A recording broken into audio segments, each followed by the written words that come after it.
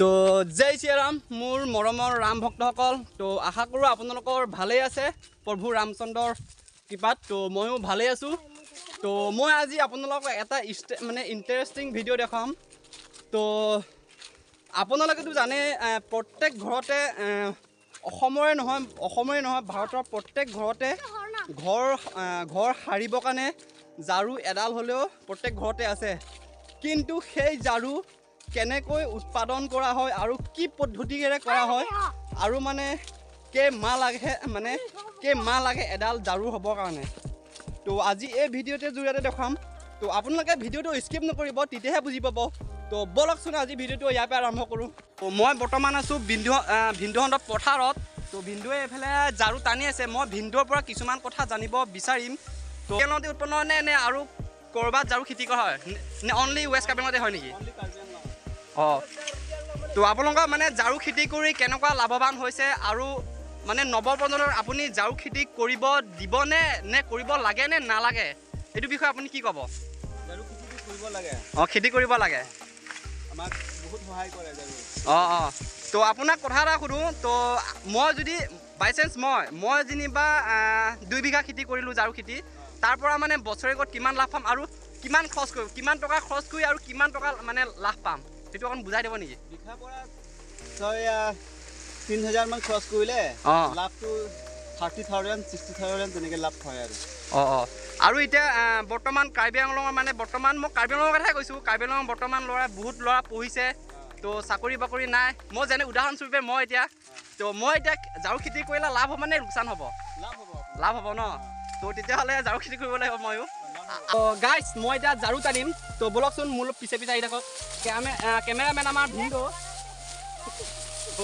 মই যাম ওপৰলৈ।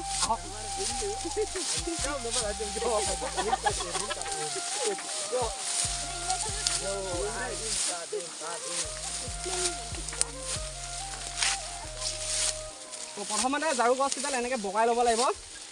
তাৰপিছতে টানিব লাগিব। কিছুমান ঝাৰু কিছুমান ঝাৰু বহুত টান হয় আৰু কিছুমান ঢিলা হয়। তো প্ৰায়ভাগে ঢিলা থাকে। কিছুমান যেতিয়া বুঢ়া হৈ যায় তেতিয়া টান হয় টানিবলৈ। লা অকণমান ৰিড ল নে লাচন চি নাংপুকে লা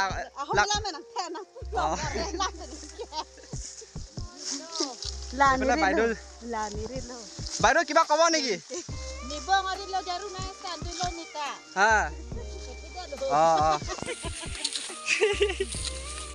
হেদি নে নাংফান আজুলাং হুলা হেদি মিলি হেদি লাগে কাৰে লো হা হুলা ওচৰ নাং আহি নেফান নাংপিজি মান নাংপি পেল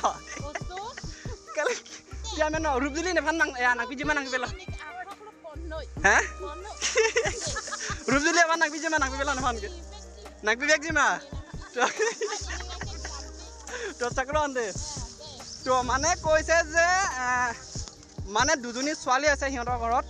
এজনী মোৰ পলাই গ'ল, ডাঙৰ ছোৱালীজনী পলাই গ'ল, সৰুজনী ছোৱালী হেনো মোক দিব। তো ঝাৰুটো দেখিছা নহয়, বহুত কষ্ট নকৰিলে নহয়। তাৰমানে কি কৰিম, উপায়টো নাই, কৰিব লাগিব পেটৰ কাৰণে। মানুহৰ জনম যেতিয়া কাম কৰি খাবই লাগিব না। আৰু এডালৰ মূল্য কিমান, তো কিমান কষ্ট কৰিব লাগে এডাল ঝাৰুৰ কাৰণে। তো আপোনাক এইটো ভিডিঅ'টোৰ জৰিয়তে দেখুৱাম। তো প্ৰথমতে এই গছডাল দেখিছেনে? এই গছডাল আপোনালোকে ডাইৰেক্ট এনেকৈ টানিব নোৱাৰিব। প্ৰথমতে আপোনালোকে এই জোতা পিন্ধি ল'ব লাগিব। জোতা আৰু হাত মোজা আছে, মই হাত মোজা পিন্ধা নাই, হাত মোজা পিন্ধি ল'ম। কাৰণ এই ঝাৰু গছটো বহুত ধাৰ হয়। তো মোৰ বহুত কাটিছে, এসোপা চব কাটা কুটা গৈছে। হ'লেও আমি তো বৰ্তমান এতিয়া বাজিছে, এতিয়া 12টা বাজিছে ন? এতিয়া 11টা, বৰ্তমান বাজিছে 11টা। আৰু ৰ'দটো চাওক কিমান চোকা। এইটো আমাৰ কাৰ্বি ভাষাত মাণ্ডু বুলি কয়। মাণ্ডু ভাষাত এতিয়া বৰ্তমান ৰেষ্ট লৈছে। বা দাদা আইতা যি লাগে আৰু সেয়া ৰেষ্ট লৈছে। এইখিনি এইবিলাক ঝাৰু সেইবিলাক লৈ যাব, ভাত খাওঁতে লৈ যাব। বৰ্তমান এতিয়া লৈ নাযায়। ঝাৰু দেখিছেনে এইবিলাক কিমান? আপোনালোকে অসমীয়া ভাষাত এই ঘৰটো কি বুলি কয় কমেণ্টত কৈ দিব। আমি আমাৰ কাৰ্বি ভাষাত মাণ্ডু বুলি কয় এইটো।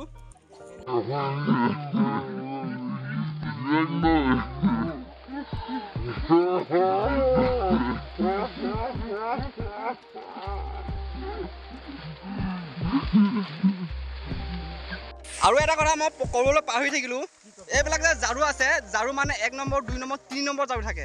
তো আপুনি বুজাই দিবনে মানে 1 নম্বৰ 2 নম্বৰ ঝাৰুটো কেনেকুৱা হয় কওকচোন বাৰু। মানে 1 নম্বৰ ঝাৰুটো কেনেকুৱা মানে? 1 নম্বৰ ঝাৰুটো বুলি ক'লে গুটিবিলাক মানে ডাঙৰ ডাঙৰ হয়, তাৰপিছত একদম মানে ফুলি যায়। 2 নম্বৰ এইটো। 2 নম্বৰ। তাৰপিছতে 1 নম্বৰটো হ'ল এইটো। 1 নম্বৰটো কোনটো? 1 নম্বৰটো এইটো। 1 নম্বৰটো এইটো ন? কালাৰো বেলেগ। 2 নম্বৰ 1 নম্বৰ কালাৰ বেলেগ বেলেগ। কালাৰ মানে বেলেগ বেলেগ ন? এইটো কালাৰ বেলেগ, এইটো কালাৰ বেলেগ।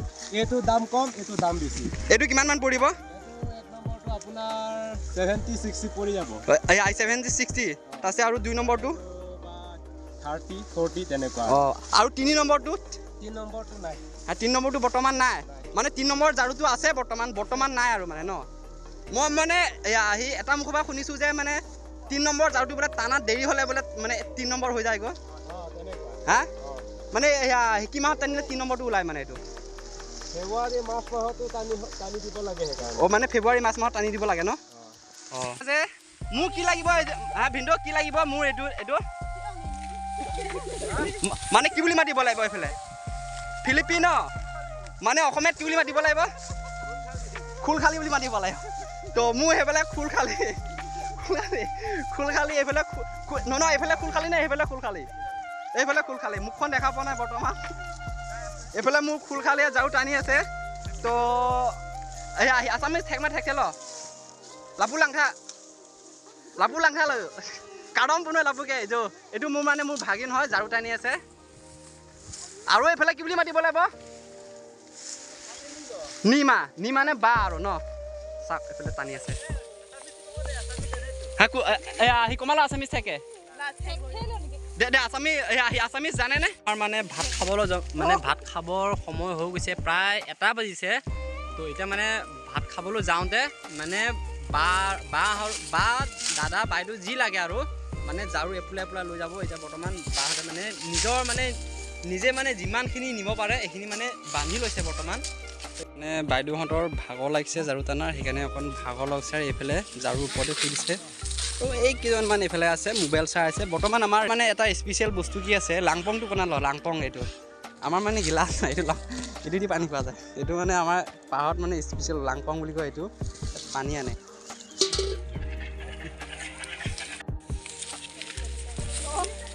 তো বাহঁতে এতিয়া মানে ঝাৰু আনি আছে, এয়া মূৰত লৈ আছে। চাক কেনেকৈ লৈ আনিছে মানে যোন পিল দা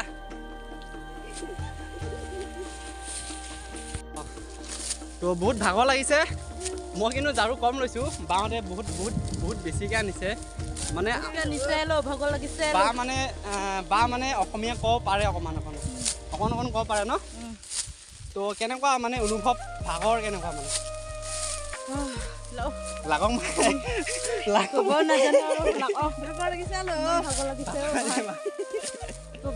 তো এইটো কিন্তু হাঁহা কথা নহয়, কিন্তু মানে এইটো হাঁহা কথা নহয়, কিন্তু বহুত বেছি ভাগৰ লাগে।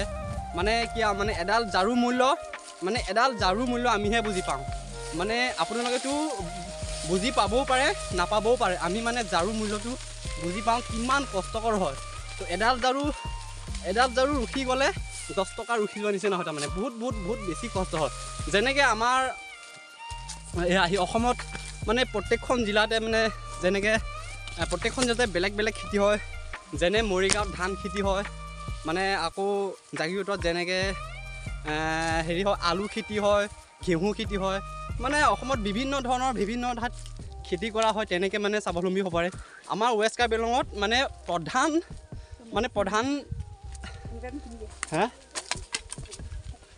মানে আমাৰ প্ৰধান পইচা পোৱা সিটোৱে হ'ল ঝাৰু পৰাই আমাৰ মেইন পইচা পোৱা যায়। তো সেইকাৰণে আমি প্ৰত্যেকবাৰে আমি ঝাৰু খেতি কৰোঁ। তো কেজি আমাৰ প্ৰত্যেক বছৰে আমাৰ কেজি মানে দাম দৰটো চলে, কিন্তু 90 টকা 100 টকা তেনেকৈ হৈ যায়। তো এবাৰ কিমান হয় গম নাপাওঁ। তো এবাৰ নিজে কৰিছোঁ, এবাৰ নিজেই বেচিম। তো জয় শ্ৰী ৰাম।